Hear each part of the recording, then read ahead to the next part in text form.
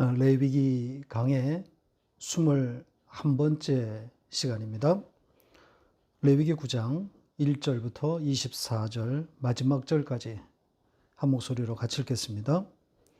여덟째 날에 모세가 아론과 그의 아들들과 이스라엘 장로들을 불러다가 아론에게 이르되 속죄 죄를 위하여 흠 없는 송아지를 가져오고 번제를 위하여 흠 없는 숫 양을 여호와 앞에 가져다 드리고 이스라엘 자손에게 말하여 이르기를 너희는 속죄제를 위하여 숫 염소를 가져오고 또 번제를 위하여 1년 되고 흠 없는 송아지와 어린 양을 가져오고 또 화목제를 위하여 여호와 앞에 드릴 숫소와 숫 양을 가져오고 또 기름 섞은 소제물을 가져오라 하라.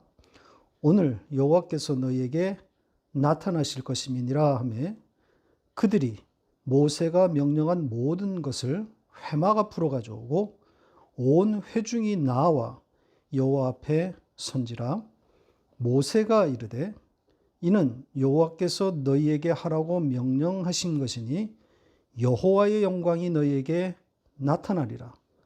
모세가 또 아론에게 이르되 너는 제단에 나아가 내 속죄제와 내 번제를 드려서 너를 위하여 백성을 위하여 속죄하고 또 백성의 예물을 드려서 그들을 위하여 속죄하되 여호와의 명령대로 하라.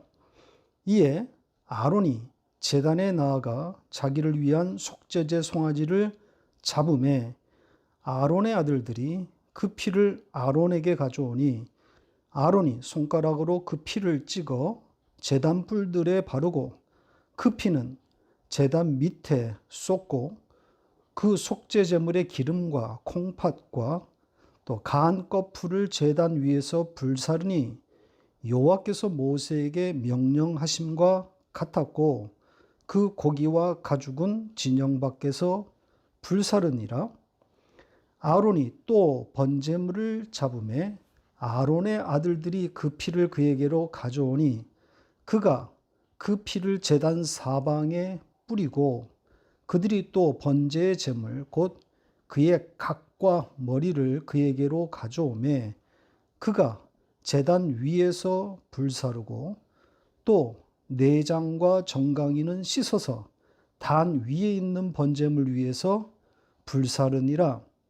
그가 또 백성의 예물을 드리되 곧 백성을 위한 속죄제의 염소를 가져다가 잡아 전과 같이 죄를 위하여 드리고 또 번제물을 드리되 규례대로 드리고 또 소제를 드리되 그 중에서 그의 손에 한 웅큼을 채워서 아침 번제물에 더하여 제단 위에서 불사르고 또 백성을 위하는 화목제물의 숫소와 숫 양을 잡음에 아론의 아들들이 그 피를 그에게로 가져오니 그가 제단 사방에 뿌리고 그들이 또 숫소와 숫 양의 기름과 기름진 꼬리와 내장에 덮인 것과 콩팥과 간 껍풀을 아론에게로 가져다가 그 기름을 가슴들 위에 놓으매 아론이 그 기름을 제단 위에서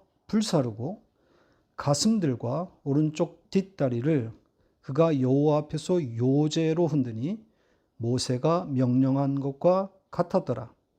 아론이 백성을 위하여 손을 들어 축복함으로 속죄제와 번제와 화목제를 마치고 내려오니라. 모세와 아론이 회막에 들어갔다가 나와서 백성에게 축복하며 여호와의 영광이 온 백성에게 나타나며 불이 여호와 앞에서 나와 제단 위에 번제물과 기름을 사른지라. 온 백성이 이를 보고 소리 지르며 엎드렸더라. 아멘. 아론과 그의 아들들이 제사장으로 세움을 받는 이야기가 9장에서도 계속되고 있습니다.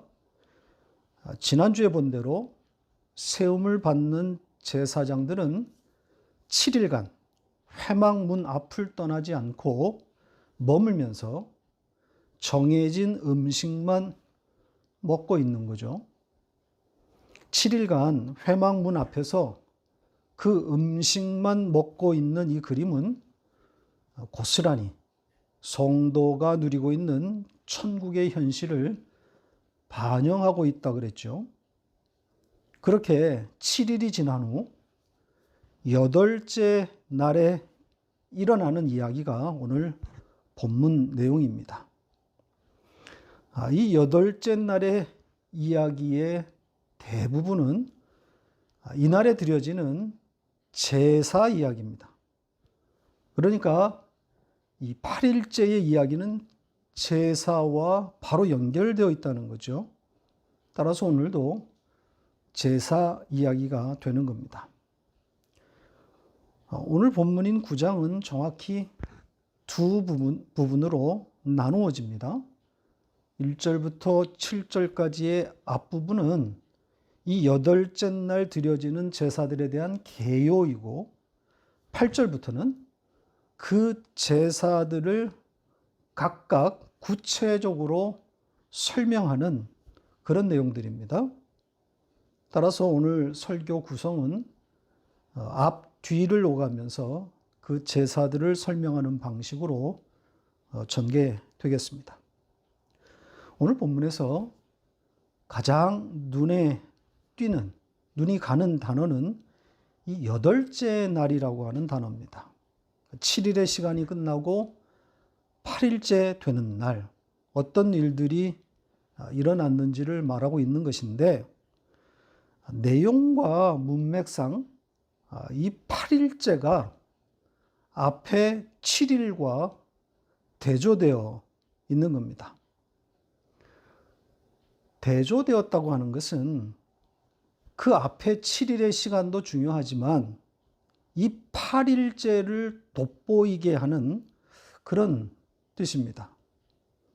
그러니까 7일의 시간이 끝나고 드디어 8일째가 되었다. 이런 겁니다. 그래서 이 8일째의 의미를 좀 다루어 보려고 합니다. 왜 이 8일째가 도드라져 있는지 하는 거죠. 유독 레위기에 이 8째 날이 많이 등장합니다. 구약에 이 단어가 28번 등장한 것으로 되어 있는데 레위기에만 10번이 사용되었습니다. 그리고 레위기에 사용된 예들을 보면 거의 대부분 제사와 관련되어 있습니다. 8째 날에 드리는 제사라는 거죠. 그래서 이 8째 날을 추적해 봤는데 매우 유의미한 내용들이 발견되었습니다. 우선 이 8째 날이 제일 먼저 등장하는 곳으로 가보겠습니다. 출애굽기 22장 29절로 30절입니다. 같이 읽겠습니다. 너는 네가 추수한 것과 네가 짜낸 즙을 바치기를 더디하지 말지며 내 처음 난 아들들을 내게 줄지며 내 소와 양도 그와 같이 하되 이래 동안 어미와 함께 있게 하다가 여드레 만에 내게 줄지니라. 내용이 범상치가 않지요. 핵심 내용은 처음 난 아들을 하나님께 바치라는 내용이잖아요. 그러면서 소와 양도 처음 난 것은 하나님께 가져오라 그럽니다. 이때가 바로 8일째, 이 8일째가 등장하는 거죠. 태어난 첫 새끼를 어미에게서 떼서 하나님께로 가져오는 날이 8째 날이라는 겁니다. 이 말씀에서 문자적인 뜻은 중요하지 않습니다.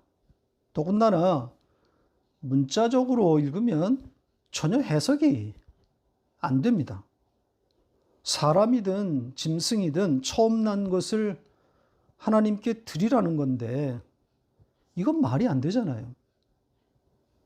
제사로 드리라는 의미인데 그러면 죽이라는 것밖에 안 된단 말이죠. 여기에 처음 난 아들이나 소와 양의 첫 새끼 다 누구를 향하고 있는 겁니까? 당연히 예수 그리스도를 말하고 있는 거죠. 하나님이 달라고 하는 것은 예수밖에 없단 말이죠. 따라서 여덟째 날 그 예수를 받겠다는 겁니다. 그러니까 여덟째 날과 예수가 이렇게 연결되어 있는 거죠. 우연일 수가 없습니다. 자, 두 번째 볼 여덟째 날은 나병 환자에 관한 규례에 등장합니다. 레위기 14장에 나오는 이야기입니다. 레위기 14장 10절 같이 읽겠습니다.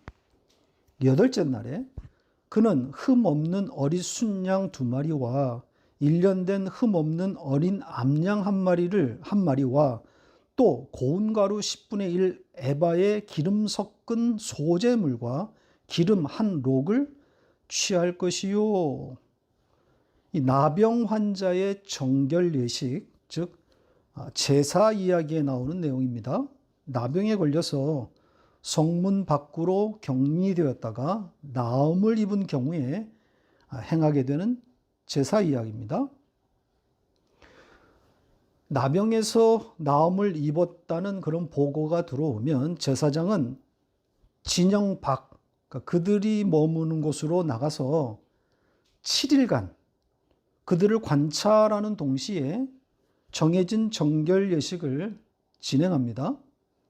그렇게 7일간의 진영 밖 정결 예식이 문제없이 진행되고 나면 8일째에는 그를 진영 안으로 데려와서 회막 앞에서 이 제사를 진행하게 되는 겁니다.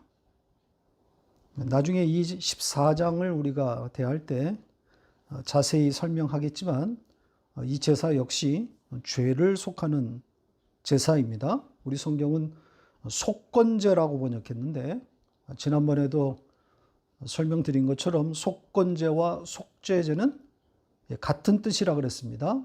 서로 섞여서 사용되는 그런 단어라 그랬죠. 모두 죄를 사하는 제사입니다. 그러니까 여기에는 흠없는 어린 순양 2마리, 어린 암양 1마리, 또 그리고 기름 섞은 제물, 이런 제물에다가 자기의 죄를 전가시키는 거죠. 이 제사가 8일째, 8째 날 벌어지고 있는 겁니다. 세 번째, 8째 날에 대한 것은 할례의 말씀입니다. 할례와 연관이 있습니다. 역시 레위기에 들어있는 내용입니다. 레위기 12장 2절로 3절입니다. 같이 읽겠습니다. 이스라엘 자손에게 말하여 이르라. 여인이 임신하여 남자를 낳으면 그는 이래 동안 부정하리니 곧 월경할 때와 같이 부정할 것이며 8째 날에는 그 아이의 포피를 벨 것이요.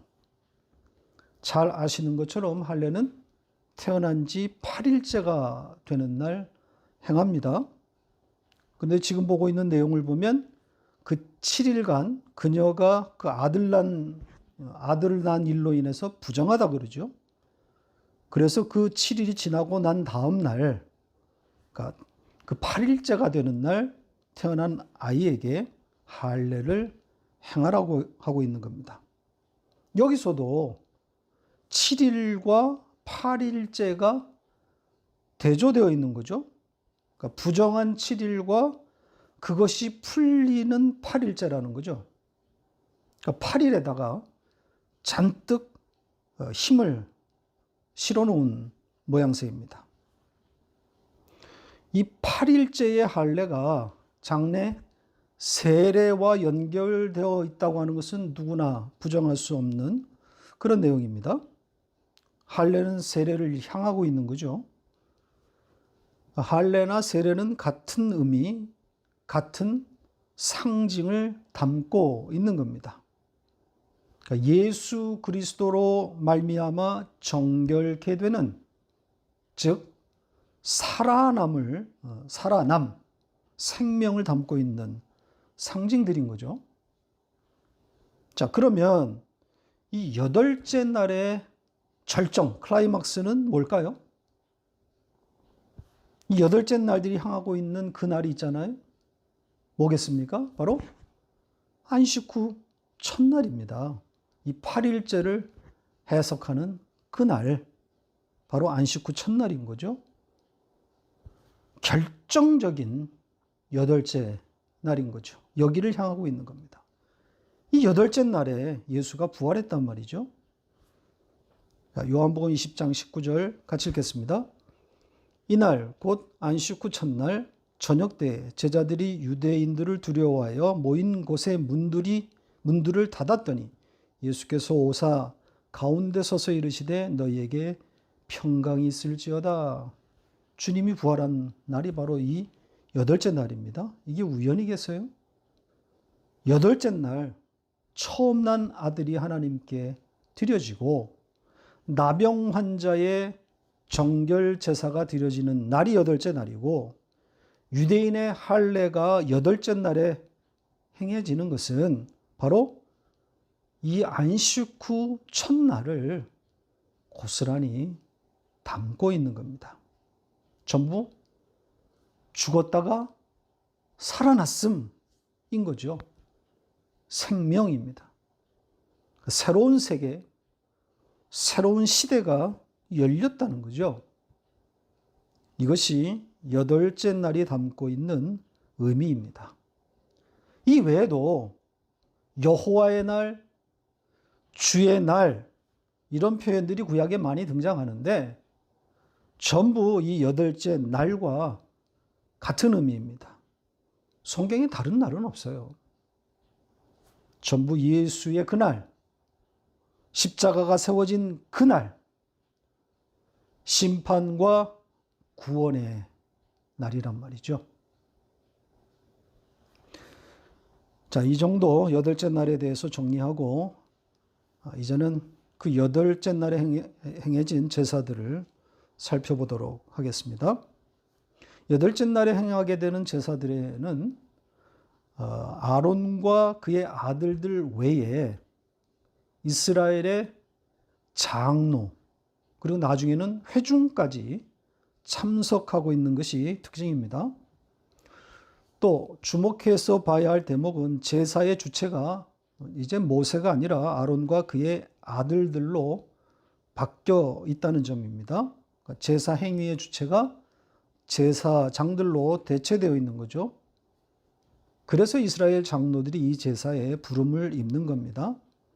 모세의 위치에 제사장들이 들어왔고 수동적이었던 제사장의 자리에 지금은 이스라엘의 장로들이 들어온 셈인 거죠. 그러니까 8장에서는 제사 집례자로서 모세와 수동적이었던 그 아론과 그의 아들들이 그려졌었는데 오늘 본문에서는 아론과 그의 아들들이 하나님을 대신하는 그런 집례자가 되고 이스라엘 백성이 수동적으로 등장하는 그런 모양입니다. 자, 이런 차이점을 알고 오늘 설교를 들으면 좋을 듯 싶습니다. 자, 그럼 첫 번째 제사인 속죄제 이야기를 보도록 하겠습니다. 2절과 3절에 나오는 제사인데 잘 보시면 두 개의 속죄제가 있습니다. 하나는 아론과 그의 아들들을 위한 속죄제이고 또 하나는 이스라엘 백성을 위한 속죄제입니다. 별도의 속죄제인 거죠. 속죄제로 번역된 단어의 원뜻은 죄라 그랬습니다. 그냥 죄입니다.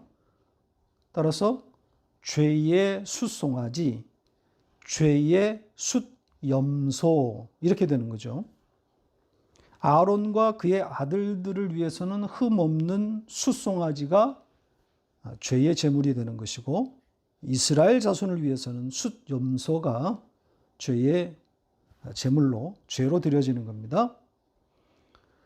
이 죄를 사하는 제사에 대한 자세한 내용이 다시 8절에서 설명이 되고 있습니다. 성취된 내용이죠.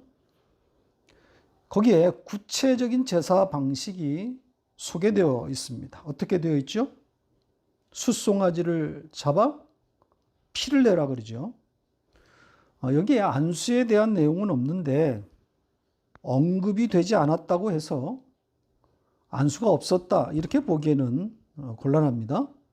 지금까지의 내용들을 종합적으로 고려해 볼 때 안수 행위가 있었다고 봐야 하는 거겠죠. 죄의 전가가 반드시 있어야 하기 때문입니다. 그렇게 숫송아지를 죽여서 피를 받습니다. 그 제물을 죽이는 주체는 아론이고 그 피를 받아오는 주체는 아론의 아들들입니다. 그렇게 구분되어 있습니다. 아론은 그 피를 받아서 제단 사방의 뿔들에 바르고 남은 피는 제단 밑에 쏟습니다. 제단을 정결케 하는 거죠. 그리고 이제 내장의 기름을 그 거룩해진 제단 위에서 불살라 하나님께 향기로운 냄새가 되게 합니다. 그리고 나머지 고기와 가죽 등은 진영 밖에서 태워버립니다. 자, 이것이 이제 제사장들을 위한 죄의 제사이고, 또 이제 3절에 기록된 백성들의 죄를 사하는 제사, 이건 또 어떻게 한다고 되어 있습니까? 이 내용은 15절로 연결됩니다. 15절에 보면 백성의 예물 이렇게 되어 있죠. 3절에 숫 염소를 뜻하는 겁니다. 자, 그 염소를 어떻게 하라 그럽니까? 전과 같이 죄를 위하여 드리라고 되어 있죠. 여기 전과 같이 무슨 뜻이겠습니까? 첫 번째 그 제사, 아론과 그의 아들들을 죄하는 그 죄를 속하는 그 숫송아지를 드리는 그 제사를 말하는 겁니다. 그러니까 그 숫송아지를 드리는 같은 방식으로 그 숫 염소를 잡으라는 겁니다. 죽여서 피를 내어 그 피로 제단을 정결케 한 후에 내장의 기름을 제단 위에 올려서 태우고 나머지는 진영 밖으로 가져가서 태워 없애라는 거죠. 그러니까 제단에서 태워지는 기름과 진영 밖에서 태워지는 고기로 나누어져 있는 셈입니다. 자, 이전에도 말씀드린 것 같은데 제단 위에서 태워지는 기름이나 진영 밖에서 태워지는 고기, 이건 전부 희생 제물이신 예수를 담고 있는 겁니다. 그러니까 제단 위에서 태워지는 기름은 하나님의 진노를 막는 혹은 푸는 사죄의 제물의 의미라면, 진영 밖에서 태워지는 고기는 영문 밖으로 나가신 바로 고난의 예수라고 볼 수 있습니다. 환영받지 못하는 예수인 거죠. 자, 다음 내용, 다음 제사로 넘어가겠습니다. 여덟째 날의 두 번째 제사입니다. 역시 2절과 3절에 나와 있는 내용인데 번제다 이렇게 되어 있습니다. 태우는 제사라는 거죠. 역시 아론과 그의 아들들을 위한 번제가 있고 백성들을 위한 번제가 각각 따로 언급되어 있습니다. 제물 역시 각각 다릅니다. 아론과 그의 아들들을 위해서는 흠없는 숫양이라고 했고, 백성들을 위한 제물로는 1년 된 흠없는 송아지와 어린 양 이렇게 되어 있습니다. 그리고 이 제물들을 드리는 방식에 대해서는 12절부터 16절까지 해서 자세히 다루고 있습니다. 제사장을 위한 그 번제, 그 제사는 어떻게 하라고 그럽니까? 보시는 것처럼 역시 아론이 그 제물을 죽이고 피는 그의 아들들이 받습니다. 그리고 그 피로 제단 사방에 뿌려서 제단을 정결하게 하는 거죠. 그런데 제물을 태우는 방식은 앞에 죄를 사하는 제사와 사뭇 다릅니다. 재물을 조각내서 자르고 머리를 비롯한 그 조각들을 제단에서 태웁니다. 그리고 나서 내장과 정강이는 물로 씻어서 역시 제단에서 태웁니다. 마찬가지로 백성들을 위한 제물도 이와 같은 방식으로 태워 올립니다. 결국 제물 전부를 제단에서 태우는 방식인 거죠. 그러니까 희생제물이신 예수가 자신의 전부를 드린다는 그런 의미를 담고 있는 겁니다. 완전한 희생이라는 거죠. 자, 세 번째 제사는 화목제입니다. 여덟째 날 드려지는 세 번째 제사. 4절에 기록된 내용입니다. 제물로는 세 가지가 언급되어 있습니다. 숫소와 숫양, 그리고 기름 섞은 소제물이라고 되어 있죠. 기름이 등장했기 때문에 아마 소제물이라 이렇게 번역한 것 같은데 원문은 그냥 예물입니다. 다만 이제 기름과 섞인 것이라고 했기 때문에 곡식가루에 기름을 넣어서 반죽한 어떤 형태일 것 같아서 소제물이란 단어를 채택한 것 같습니다. 그러나 좋은 단어 선택은 아닙니다. 원문대로 기름으로 범벅된 예물, 이것이 맞습니다. 자, 이 화목제의 제물들이 어떤 방식으로 드려졌는지에 대해서는 17절부터 자세히 설명되어 있습니다. 17절에는 먼저 그 기름 섞인 예물, 이것이 먼저 등장합니다. 어떻게 드리라고 합니까? 보시는 것처럼 손 한 움큼의 분량으로 아침에 바치는 화제물과 함께 태우라, 이렇게 되어 있죠. 여기 아침의 번제물은 매일 아침마다 드리는 상번제를 말한 것으로 보입니다. 보통 짐승의 제물과 곡식의 제물이 매일 아침 드려지는데 그때 이 화목제의 제물을 함께 제단에 올려서 태우라는 겁니다. 그리고 이제 18절에는 이 화목제의 또 다른 제물 두 짐승을 바치는 내용이 나옵니다. 숫소와 숫양 한 마리라고 했죠. 역시 아론이 죽이고 그의 아들들이 피를 받습니다. 그러면 그 피를 받은 아론이 제단 사방에 그 피를 뿌립니다. 역시 제단을 정결케 하는 거죠. 그렇게 거룩하게 된 그 제단 위에 그 제물들의 기름을 올려서 태웁니다. 그런데 태우기 전에 다른 예식이 한 번 더 있게 되는데 그 기름을 요제로 흔든 제물의 가슴들에 올려서 제단 위에 올리는 겁니다. 그리고 난 다음에 태우는 거죠. 그러니까 태워지는 제물이 태워지기 전에 아론의 손에 들려서 흔들리게 되는 거란 말입니다. 이 흔드는 장면이 화목제의 가장 큰 특징이 아닌가 싶습니다. 화목제는 이 샬롬의 제사잖아요. 하나님과의 관계가 회복되었다는 의미가 담겨 있단 말입니다. 그러니까 희생 제물을 통해서 하나님께로 나아가는 길이 열렸다는 의미 아니겠습니까? 이게 화목제의 의미인데 이 제물을 요제로 흔드는 행위에 그 의미가 담겼다고 그렇게 보여집니다. 자, 이상이 여덟째 날 행해진 제사 이야기였습니다. 두 번의 죄를 사하는 제사, 두 번의 태우는 제사, 그리고 화목제 이야기였습니다. 자, 그런데 이 제사들을 언급한 후에 다시 이 제사들의 성격을 규정하는 내용이 첨가되어 있습니다. 정말 중요한 내용이라고 할 수 있습니다. 7절이 바로 그 내용입니다. 그래서 7절을 다시 한번 같이 읽어보겠습니다. 같이 읽겠습니다.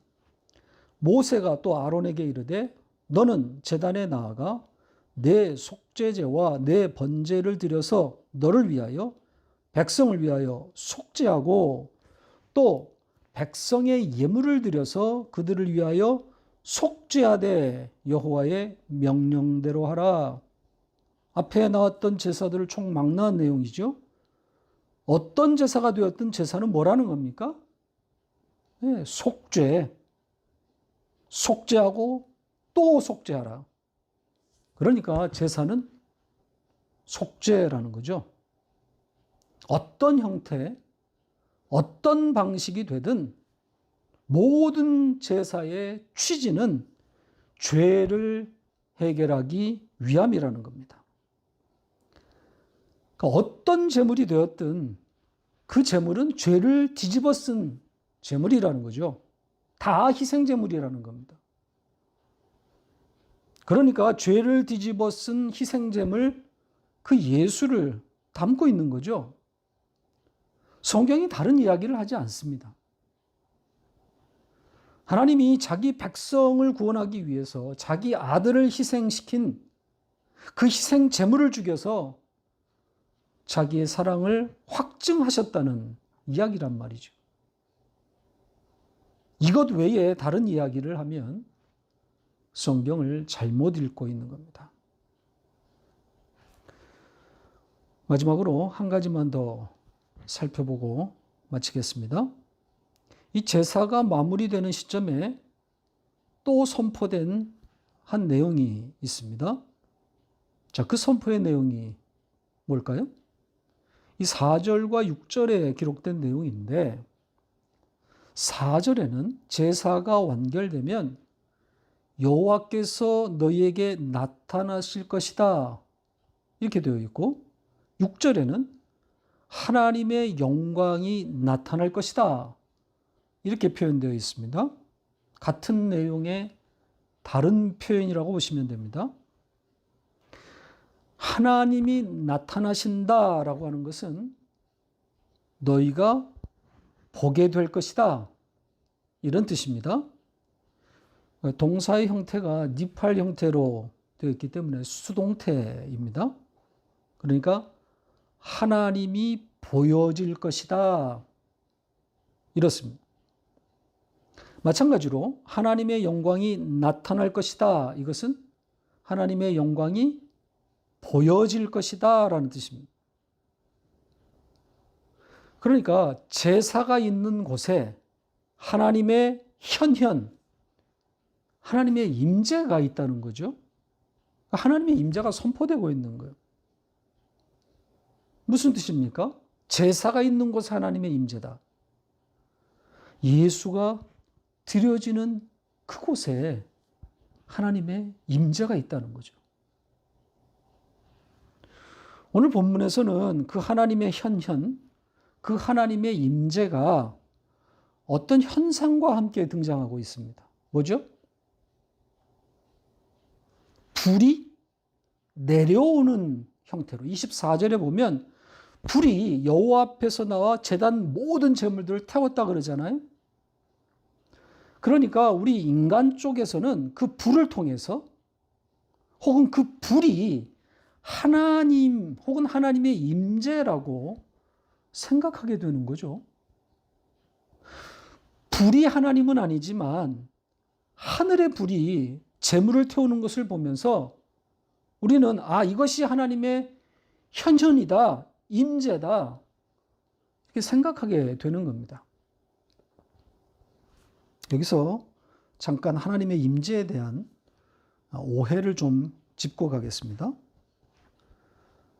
인간은 하나님의 존재 방식을 알 수도 없고 이해할 수도 없는 존재이기 때문에 하나님의 임재 역시 불이 내려오는 이런 방식으로밖에는 사실 경험될 수 없습니다.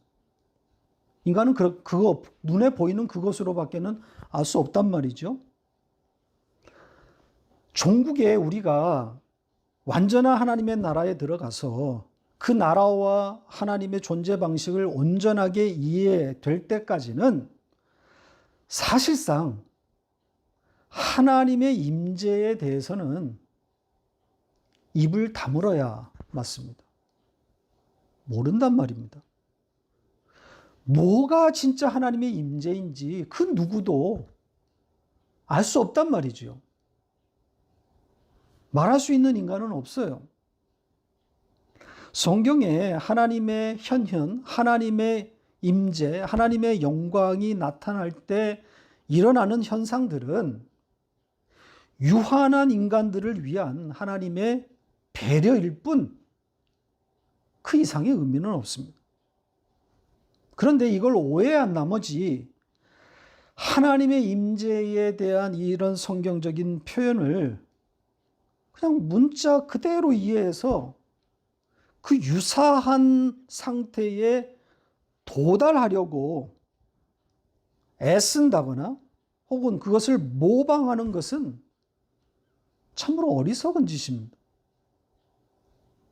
찬양이나 어떤 기도 등의 그런 행위에다 최대한 감정을 몰입시켜서 어떤 다른 차원의 심리적 상태에 이르도록 유도하고, 그리고 그 상태를 심리적으로 아주 극단적으로 몰입한 그 상태를 하나님의 임재다 혹은 하나님의 영광의 상태다 이렇게 가르치고 있는 현실 아닙니까? 그리고 그런 상태에 이른 사람들이나 그 상태를 영적인 사람 혹은 영적이라고 그렇게 말하고 있지 않습니까? 얼마나 위험천만한 일입니까? 한국에 이런 영적 어떤 상태에 도달한 사람이 교회 안이 아니라 교회 밖에 자그만치 30만 명이라 그럽니다. 교회 내에 있는 사람을 뺀 숫자입니다.